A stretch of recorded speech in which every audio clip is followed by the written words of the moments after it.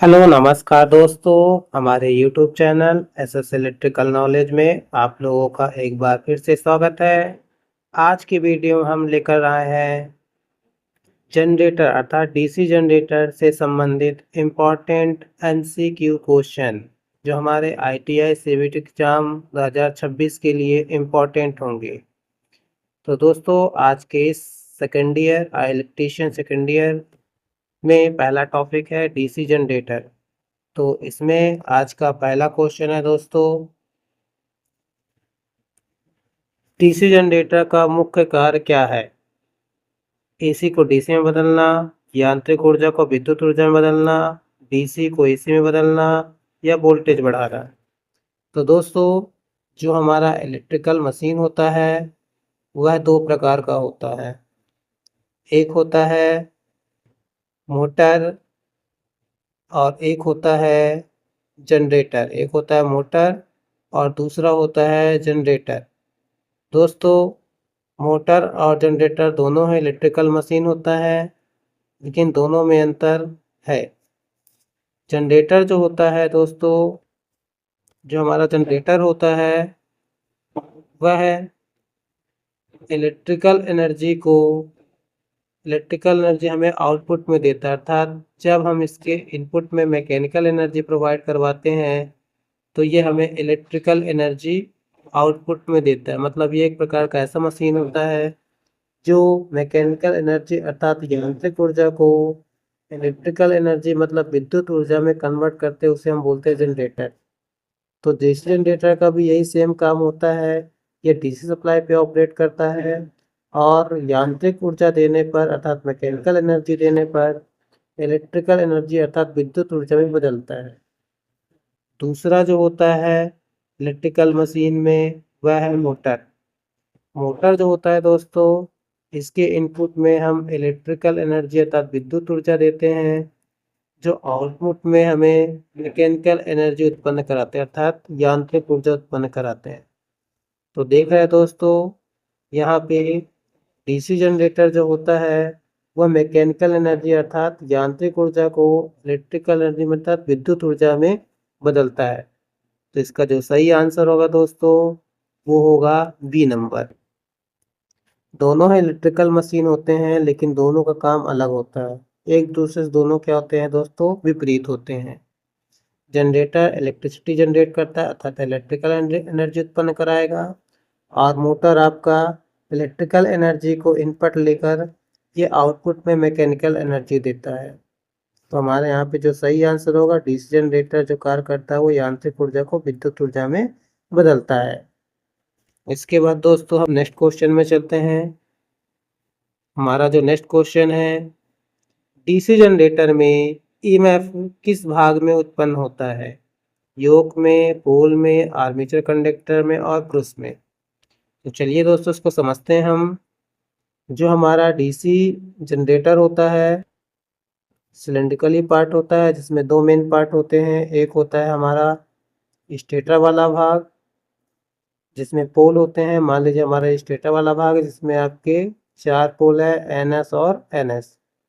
और जो बीच वाला भाग होता है रोटेटिंग पार्ट होता है, उसे हम रोटर बोलते हैं, जो शाफ्ट से माउंटेड होता है दोस्तों।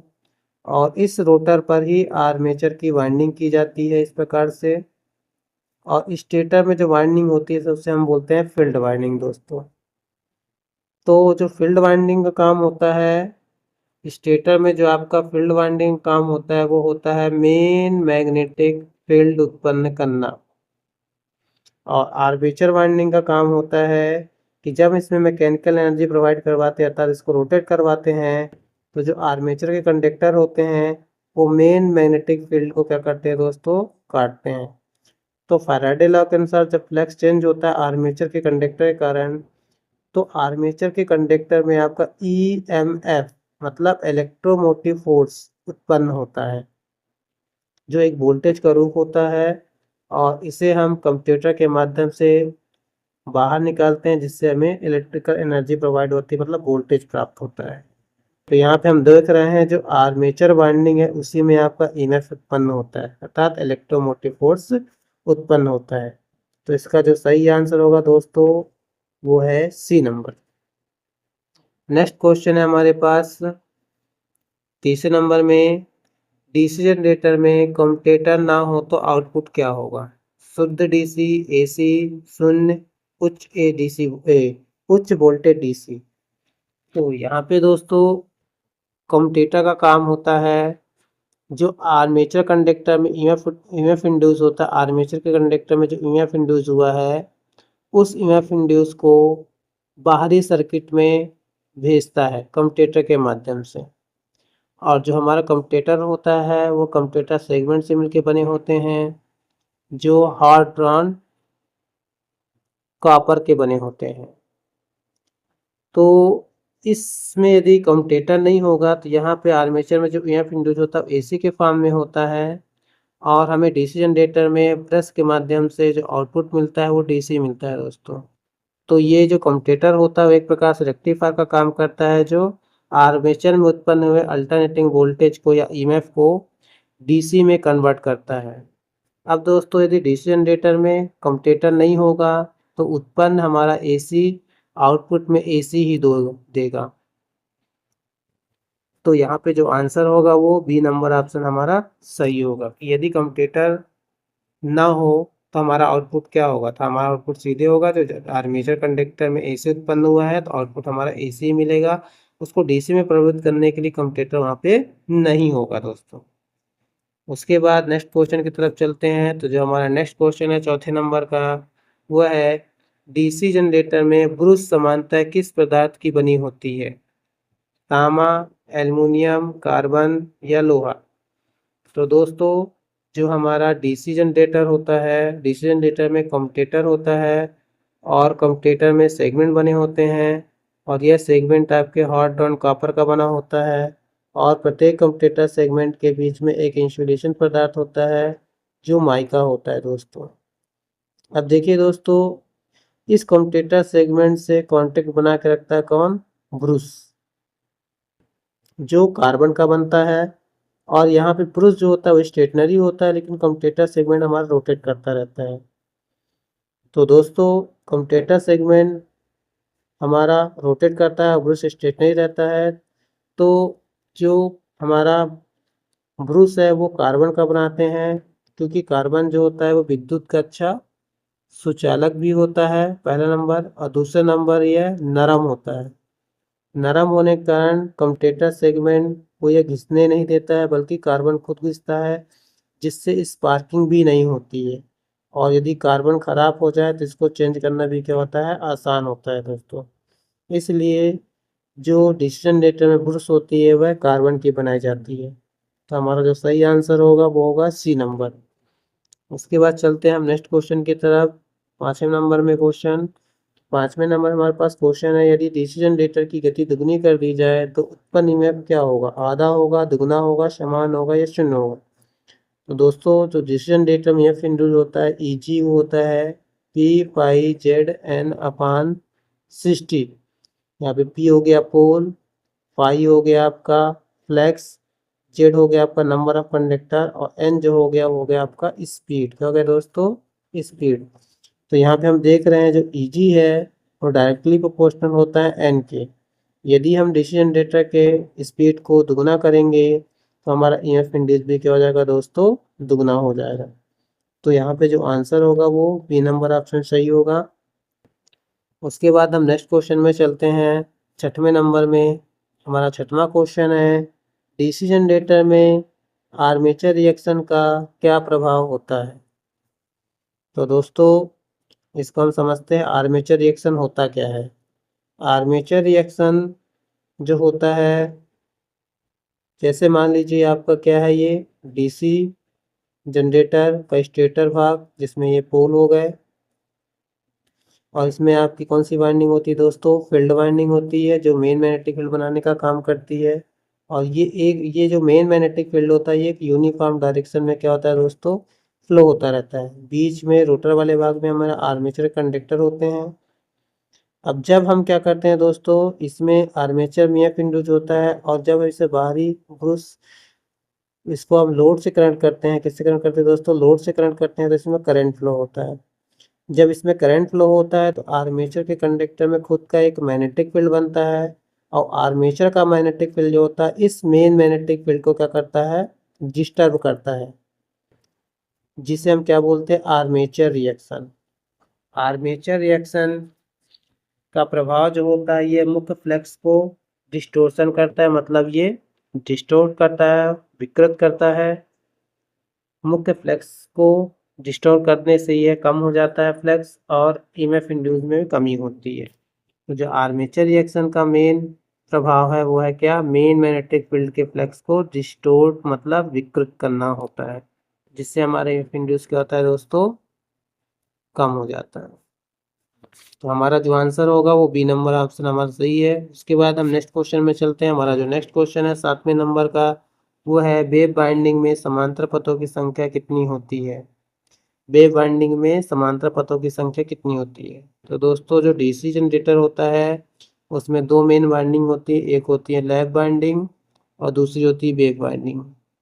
लैप बाइंडिंग हमारी जो होती है वो लैपिंग करती है, मतलब प्रत्येक कॉइल एक दूसरे के ऊपर लैप करके चलती हैं इस प्रकार से। तो इसमें आपके पैरेलल पाथ की संख्या जो होती है वो पोल के बराबर होती है, मतलब यदि पोल आपका जो होगा वो नंबर ऑफ पैरेलल पाथ के बराबर होगा। तो यहाँ और इस वाइंडिंग का जो उपयोग होता है वो होता है आपका हाई करंट लो वोल्टेज के लिए।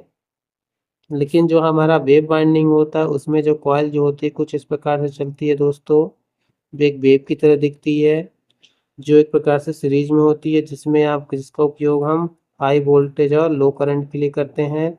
और इसमें जो आपका नंबर ऑफ पैरेलल पाथ होता है हमेशा कितना होता है दोस्तों, ए बराबर 2, मतलब पाथ की संख्या हमेशा 2 होती है। तो यहाँ पे वेव बाइंडिंग में बोला है, तो वेव बाइंडिंग में समांतर पथ तथा पैरेलल पाथ की संख्या कितनी होती है, तो दोस्तों हमेशा क्या होगा, ये 2 होगा। तो आंसर हो जाएगा सी नंबर। उसके बाद चलते हैं दोस्तों नेक्स्ट क्वेश्चन की तरफ। तो हमारा जो नेक्स्ट क्वेश्चन है वो है डीसी जनरेटर में कम्यूटेटर किस प्रकार का रेक्टिफायर है। तो डीसी जनरेटर में जो हमारा कम्यूटेटर होता है, यदि हम मोटर की बात करें तो ये कम्यूटेटर आपका क्या करेगा, आपका बाहर से हम इनपुट में डीसी देंगे तो उसको इसमें कन्वर्ट कर देगा आपका ये एसी में। उसी प्रकार जनरेटर की बात करें तो जनरेटर में हमारे जनरेटर के अंदर एसी उत्पन्न होता है, जिसको कम्यूटेटर बाहरी सर्किट में लाता है और क्या कर देता है, इसको डीसी में। तो कम्यूटेटर दोनों की तरह काम करता है, डिपेंड करता है कि जनरेटर के लिए कि मोटर के लिए। यदि मोटर के लिए होगा तो डीसी से एसी करेगा और ये जनरेटर के लिए होगा तो एसी से डीसी करेगा दोस्तों। और ये जो होता है एक प्रकार से रेक्टिफायर का काम करता है, मैकेनिकली तक यांत्रिक रेक्टिफायर होता है दोस्तों। तो इसका जो सही आंसर होगा वो होगा mechanical rectifier, B number option. उसके बाद चलते हैं दोस्तों नेक्स्ट क्वेश्चन की तरफ। तो जो हमारा नेक्स्ट क्वेश्चन है वो है फ्लेमिंग राइट हैंड रूल में मध्यम अर्थात मिडिल फिंगर क्या दर्शाती है, गति, चुंबकीय क्षेत्र, प्रेरित धारा या प्रतिरोध। तो दोस्तों हमारा जो फ्लेमिंग का राइट हैंड रूल है उसमें यह बोला गया है कि यदि राइट हैंड के अंगूठा, किसको, अंगूठा, उसके बाद फोर फिंगर अर्थात अर्थात मध्यमा, मध्यमा और अंगूठा हो गया, मध्यमा हो गया और तर्जनी, क्या हो गया दोस्तों, तर्जनी, तर्जनी, तीनों फिंगर को इस प्रकार फैलाएं कि एक दूसरे में क्या हो, एक प्रकार से ये 90 डिग्री में हो। तो यदि हमारा तर्जनी जो होगा वो मैग्नेटिक फील्ड की दिशा, मैग्नेटिक फील्ड की दिशा, और जो अंगूठा होता है वो हमारे फोर्स की दिशा को प्रेजेंट करता है। तो जो मध्यमा होगा वो हमारा आपका ईएमएफ इंड्यूस की दिशा, मतलब प्रेरित धारा की दिशा को प्रदर्शित करेगा दोस्तों। तो इसका जो सही आंसर होगा वो होगा हमारा B number C number option, sorry. उसके बाद हम नेक्स्ट क्वेश्चन में चलते हैं। नेक्स्ट क्वेश्चन हमारा 10वें नंबर का है, लैप बाइंडिंग किस प्रकार के जनरेटर के लिए प्रयुक्त है। जैसा कि अभी हमने बताया कि जो लैप बाइंडिंग होती है, बाइंडिंग दो प्रकार की होती है, एक लैप बाइंडिंग होती है, एक वेव बाइंडिंग होती है। लैप बाइंडिंग लैप करता है अर्थात इसमें हाई करंट और लो वोल्टेज के लिए उपयोग करते हैं, और इसमें जो पैरेलल पाथ होता है वो ए बराबर पी होता है। और जो वेव बाइंडिंग होता है वो वेव की तरह होती है और इसका उपयोग हाई वोल्टेज और लो करंट के लिए होता है। और इसमें जो पहला पाथ होता है वो हमेशा ए बराबर कितना होता है दोस्तों, 2 होता है। तो यहाँ पे लैप बाइंडिंग की बात की गई है कि लैप बाइंडिंग किस प्रकार के जनरेटर के लिए उपयोग होता है, तो हो जाएगा आपका हाई करंट और लो वोल्टेज के लिए। हमारा आंसर जो होगा वो क्या होगा दोस्तों, बी नंबर। उसके बाद दोस्तों हम नेक्स्ट क्वेश्चन की तरफ चलते हैं। तो हमारा जो नेक्स्ट क्वेश्चन है वो है 8 पोल डीसी जनरेटर में लैप बाइंडिंग के पैरेलल पाथ कितने होंगे। तो जैसा दोस्तों हम देखें अभी लैप बाइंडिंग में या वेव बाइंडिंग में, लैप बाइंडिंग जो पैरेलल पाथ की संख्या ए होती है वो पी के बराबर होती है। और यहाँ पे पोल कितना दिया है दोस्तों, 8 दिया है। कितना दिया है, 8।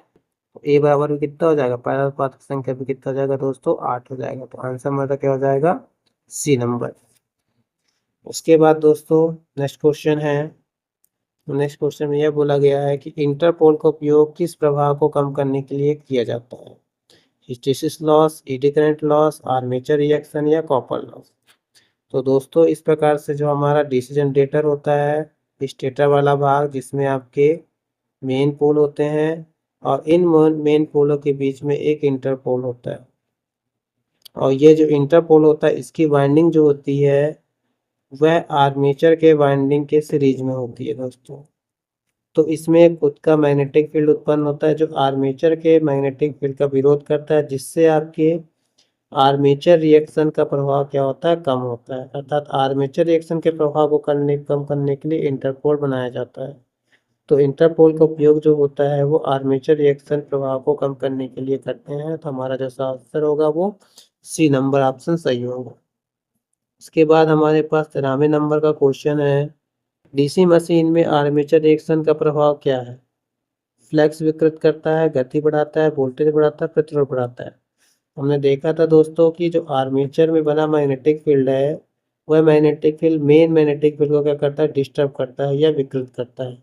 मतलब जो हमारा जो सही आंसर होगा वो होगा ए नंबर। उसके बाद नेक्स्ट क्वेश्चन है वो है, डीसी मशीन में आर्मेचर कोर को लेमिनेटेड क्यों बनाया जाता है। कॉपर लॉस को कम करने के लिए, ईडी करंट के लॉस को कम करने के लिए, वोल्टेज बढ़ाने के लिए या स्पीड को बढ़ाने के लिए। दोस्तों किसी भी कोर को हम इंसुलेशन लेमिनेशन करते हैं। इंसुलेशन लेमिनेशन का मतलब ये होता है कि पहले हम जो कोर होता है उसको छोटे छोटे शीटों में काटा जाता है, उसके बाद बीच बीच में इंसुलेशन लगा के उन शीटों को क्या कर दिया जाता है, माउंटेड कर दिया जाता है, जिससे वो कोर तैयार होता है। इससे फायदा ये होता है कि कोर में रेजिस्टेंस का मान बढ़ जाता है।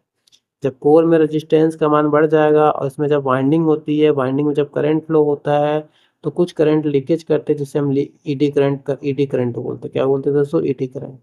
अब हम देख रहे हैं कि कोर में रेजिस्टेंस बढ़ा हुआ है तो सीधी सी बात है ईडी करंट जो होगा वो कम फ्लो होगा, जिससे जो ईडी करंट लॉस होता है वो भी हमारा क्या हो जाएगा दोस्तों, कम हो जाएगा। हमारा जो आंसर होगा वो होगा बी नंबर ऑप्शन हमारा सही होगा। उसके बाद चलते हैं दोस्तों नेक्स्ट क्वेश्चन की तरफ, और आज के वीडियो का लास्ट क्वेश्चन है, डीसी मशीन में सबसे अधिक कॉपर लॉस कहाँ होगा, योक में, पोल शू में, आर्मेचर वाइंडिंग में और बेरिंग में। तो दोस्तों हम जानते हैं जो कॉपर लॉस होता है वो होता है पी सी बराबर आई स्क्वायर इंटू आर। मतलब रजिस्टेंस के कारण जो लॉस होता है उसे हम बोलते हैं कॉपर लॉस। कहाँ पे, कॉपर वाइंडिंग में, क्योंकि रजिस्टेंस जो होगा कॉपर वाइंडिंग होगा और कॉपर वाइंडिंग यहाँ पे किसमें बनाएंगे, आर्मेचर में बनाएंगे। तो सीधी सी बात है जो कॉपर लॉस होगा सबसे ज़्यादा कहाँ पे होगा, आर्मेचर बाइंडिंग में होगा दोस्तों। तो इस प्रकार से दोस्तों आज हमने डीसी जनरेटर के कुछ इम्पॉर्टेंट एमसीक्यू को देखे हैं जो आपके लिए बहुत ज़्यादा हेल्पफुल होंगे, एग्ज़ाम के लिए इम्पॉर्टेंट होंगे। तो इस प्रकार से हमारे वीडियो हमारे चैनल से जुड़े रहिए और आप आने वाले समय में लगातार नए नए वीडियो नए नए टॉपिक के साथ अच्छे क्वेश्चन को सॉल्व कीजिए हमारे साथ मिलकर, जिससे आपके एग्ज़ाम के लिए बहुत हेल्पफुल हो। इसके लिए दोस्तों यदि वीडियो अच्छा लगा हो तो वीडियो को सब्सक्राइब करिए, लाइक करिए और शेयर करिए, जिससे आने वाले समय में जो हम नए टॉपिक में इसी प्रकार से क्वेश्चन बनाएं तो आपको मिलता रहे। तब तक के लिए दोस्तों नमस्कार, जय हिंद।